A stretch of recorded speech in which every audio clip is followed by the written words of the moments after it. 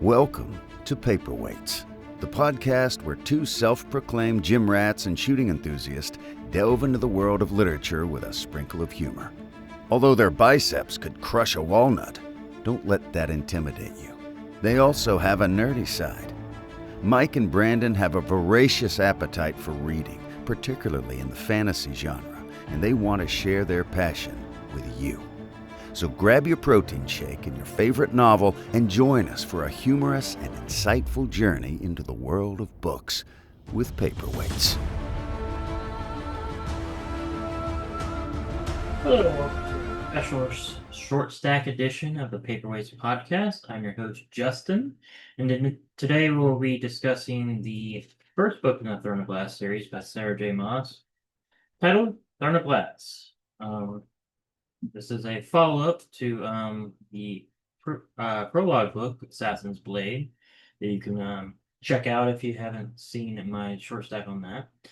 So yes, this book follows the main character, Selena Sargothan, who is the Ardlan's assassin. She, as we saw in Assassin's Blade, at the end of that, was captured by the king and betrayed by her master, though she doesn't quite know that yet, and sent to the salt mines of Indavar, where she has been for a year.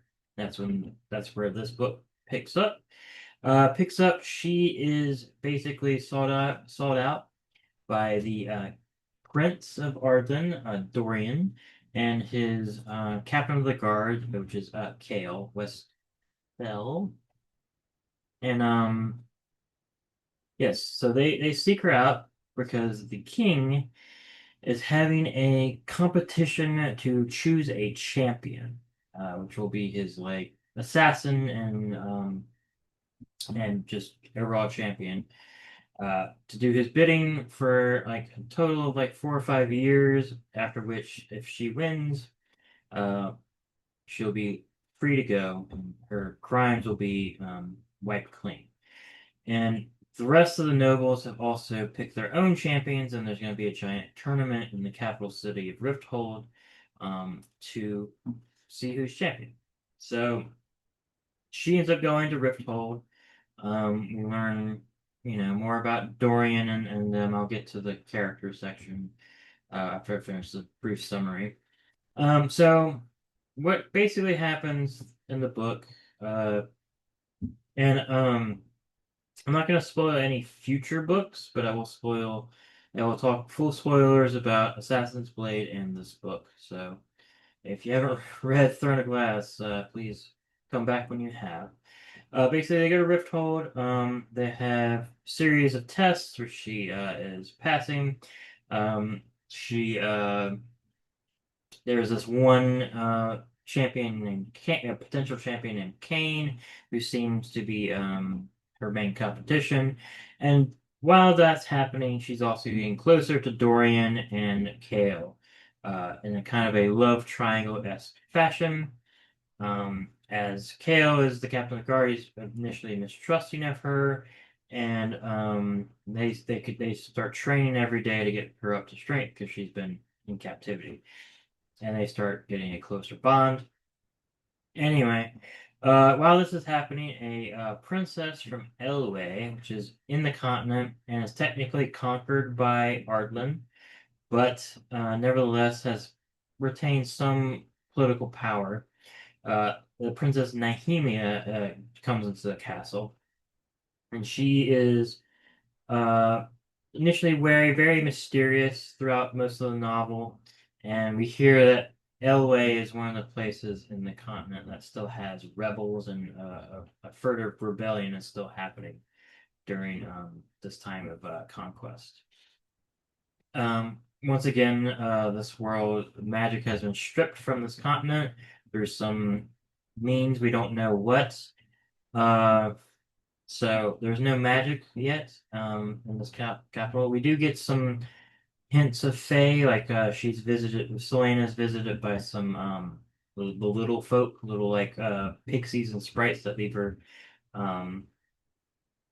gifts on the way to Rifthold, hinting that maybe she's not only who she seems.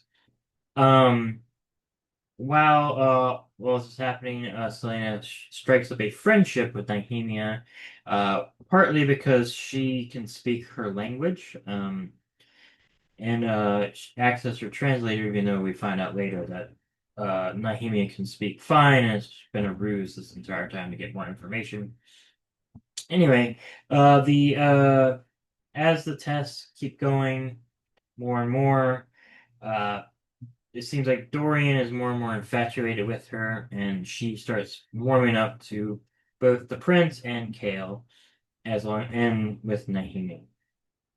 And uh, as this is happening, some mysterious force has been killing off potential champions and leaving their bodies strewn about in like really bad positions, guts removed, brain removed.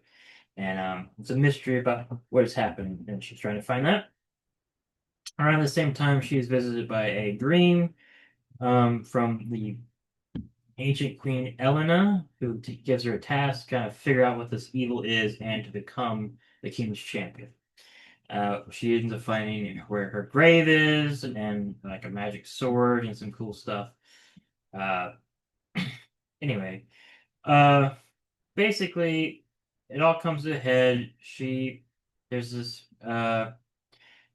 we find out that Kane is the one that, who is Lord Pennington's potential champion. He's the one that's been summoning this evil demon using these things called weird marks, which are basically ruins that are inscribed and still seem to have some sort of power, and they're ancient and interesting. So she has a run-in with Kane's demon, ends up killing it with the magic sword. It's really cool. Also finds out that Princess Nihemia knows about these weird marks as well. It's been passed down through her lineage, and she gets saved, and she tells her reveals her identity, and they become fast friends. Anyway, the book ends with the duel with her and Kane, and Selena is poisoned by this other lady named Caltaine, who is this like noble lady that wants to win Dorian's affections and sees Selena as a rival, and has been manipulated by Lord Parrington, and ends up committing this act of poison on Selena to, kill her competition, basically. Anyway, there's this really cool duel where, like, you know, Kane is like using his demon senses and says some things about her Selena's past, which is very mysterious, and we don't know quite what that means yet. Seems like she died in her parents were somehow killed, assassinated, or killed, and she crawled into the bed between them and woke up with their corpses, which is very dark. Because she thought that the blood was rain because it was raining that night. We don't know who or what her parents are. We do know that she's from Terrason, which is a country up north, but she seems to be very hesitant to say anything about Terrason. So anyway, the book ends with a really climactic battle. The dead Queen Elena comes basically through dimensions and fights these demons in like the dream plane, and she ends up saving the day. Selena ends up winning and becoming the king's champion, which is both a good and bad thing because now she has to work for the king. But she's not being sent back to the mines. It kind of ends. A couple of things happen at the end, which is very important. Kale kills Kane, and it's his first kill, and it affects him a lot. And they seem to have gotten close. And her and Dorian have like not really a relationship, but they're like making out and stuff. And she ends up breaking off with them. But they're so the love triangle ends with them both kind of you know, who is she gonna pick? I know, but I'm not gonna tell you. So anyway, that's the plot of the book. I'm gonna basically say what I like, what I dislike, and then kind of some fun, maybe spoiler things I noticed that is gonna be in, you know, pertains to the next books, so you can skip that if you haven't read any of the books. Um, what I liked all the characters. The characters are fun. Selena is really fun. Nahimia is a good second female companion for Selena. Very mysterious, has a cool magic powers. Has some weird connections maybe with the Ancient Queen. Um, and then Selena, I really like her. She's really fun, sassy protagonist. I like that she loves to read, gives her a little added depth. She's also like she's very much a brat, but it's fun. She likes teasing. She really likes her expensive taste. She has expensive taste, which is kind of interesting. Um, and just yeah, her kind of growth into like kind of trusting these two men that are in her life. Uh, uh, Kale, he's a fun character, a little bit more serious than the kind of playboy Dorian. I like him as the second lead, and potential romantic partner for Selena in the future. I like their dynamics with, them training. It's very much like a, Captain America on your left type thing, even though I'll let people read that fan fiction if they want to. And I like how it's kind of funny. I mean, he knows about it, but the part with like all the women showing up early to like watch him run, and he's like, "What are you talking about?" But he knows about it. It's really fun, and you get a little hints of like his family dynamic back at his place, which they will come into play later, and it's very interesting. I like Kale a lot. And I mentioned Dorian a little bit. He's kind of like right now the kind of classic spoiled prince, but you get to see a lot of his empathy for people and how he really cares about, when all the rebels get killed. He really feels for them, and you really realize how like young he was when his father conquered uh, the continent. And I really like how empathetic he is, and you know, he is spoiled. He is a ladies' man. He is a lot of things, but he does have a good heart, and I like the direction he goes in the later books. So I really like Dorian. And you have Nahimia. I might have talked to her about her a little bit, but she's just the classic kind of mysterious princess. She's fun. I like her being the friend to Selena, and I'm looking forward to next book where she gets to shine a little bit more. Um, and then Caltaine is an interesting kind of villain, one of the few. Uh, I like where she goes. Right now, she's very one note and kind of just like this, noble lady that's like, ooh, I must get the prince's affection and stuff. So she's not super interesting right here, but I like it's interesting what happens to her in later novels. So keep an eye on her for the upcoming novels. And so yeah, that's one of the main things I like. Um, I'll just say this: some of the things I didn't really like is you can definitely tell it's one of her first books. I'm not sure when in her bibliography this was made, but it's very generic. Like the plot, like the training, the tournament arc is not the most compelling. Also, you can tell she didn't care that much about it because a lot of the trials are skipped. Just like, yeah, I did some archery today, and the ones that are there aren't the most interesting. Like there's some cool ones like the one where she's climbing the cliff and then she has to like save that dude to show her Selena's like compassion even though she's a cold-hearted killer. And she does have standards and morals and things like that, which is interesting. So yeah, the plot itself, mainly the trials aren't that interesting. The the mystery, it was cool. I totally forgot about this crazy demon that was like eating people, so that was fun. I did like that. And Kane is I'm curious. He must have been taught by Lord Pennington about the weird marks. And I do have some thoughts on spoilers because I don't remember some stuff with that. So yeah, Kane was cool. Seems a little bit too much of a meathead to learn weird marks, but I guess don't judge a book by its cover. So yeah. Um. So yeah, I think the weakness of this novel is the kind of meta plot and like the tournament and that sort of thing. Um, the villains aren't the greatest right now with Kane and that sort of thing. And like the king is barely in it. He does do some interesting things, which I'll talk about in spoilers. Uh, and Lord Parrington and Caltaine is kind of not weak villain, but just kind of a little bit more generic. She becomes more interesting later.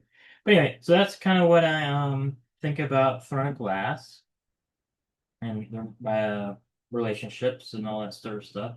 Oh, I enjoyed reading her getting Fleetfoot again. I like Fleetfoot. It's a dog, so gotta love dogs. Even though I'm a cat guy. Um, it's kind of a random thing to have her get, but it's cool. I'm trying to remember I remember what happens with Fleetfoot. He doesn't do that much, but I like Fleetfoot. Um, I'm looking forward to getting more of my favorite characters in these series. So we got Manon, Rowan, uh, just a lot of people. Tenor, awesome. Astrid. Uh, yeah. So right now, so I would say this is probably the weakest book in the series. We'll see if I stand by that on a reread. So I'm starting book two, which I remember being really good. And yeah, I highly recommend you read this series. It's very good. I'm very surprised it hasn't been turned into a series. And comment below on who your favorite character is for this novel. Uh, for this novel, my favorite character would be probably just Selena, but she's the main character, so that's too easy. So non-main character, I'll go with um, I'll go with Kale. I really like his dynamic with her and his kind of like stoic guardsman. He's fun, even though he's like very green because he hasn't killed anybody. And I'll give a special shout out to Selena's maid. She was fun. And yes, so now we can move on to spoiler section. This will be discussing things throughout the series. So if you haven't finished Kingdom of Ash, I'm gonna try not to do like, and then she died or whatever. So I'm not gonna do too in depth of spoilers, but I'm just gonna talk about stuff. But yeah, before I do that, if you are gone, goodbye. See you for book two, and don't forget to like, comment, subscribe, and like I said, put your favorite character and who your preferred romantic partner of this book would be. So me, I mean, probably be Selena, or not, actually probably Naomi. Naomi is cool. Of this novel, we'll see in subsequent novels. But yes, like, comment, subscribe, and get out of here if you don't want spoilers. All right, spoiler section. It was fun seeing the king and it going to the mountains, which I did not get with my second time around, even though I should have. Um, so it's setting up the wyverns, which is cool. And the witches and all that stuff. There's a lot more mention of witches than I remember. I remember them kind of come out of nowhere. Going, there's witches in this world, so she does set it up. So it's just me not paying attention or remembering when I first read these novels. So that was fun. It was fun seeing all the nods to the witches. Uh, it was interesting. Getting all the foreshadowing to who Selena is. I won't say it just in case somebody didn't is still here from non-spoilers. But yeah, getting all that was fun. Uh, I'm not sure yet. And comment below if you know. If Parrington or Pennington, I forget, is Erewhon yet.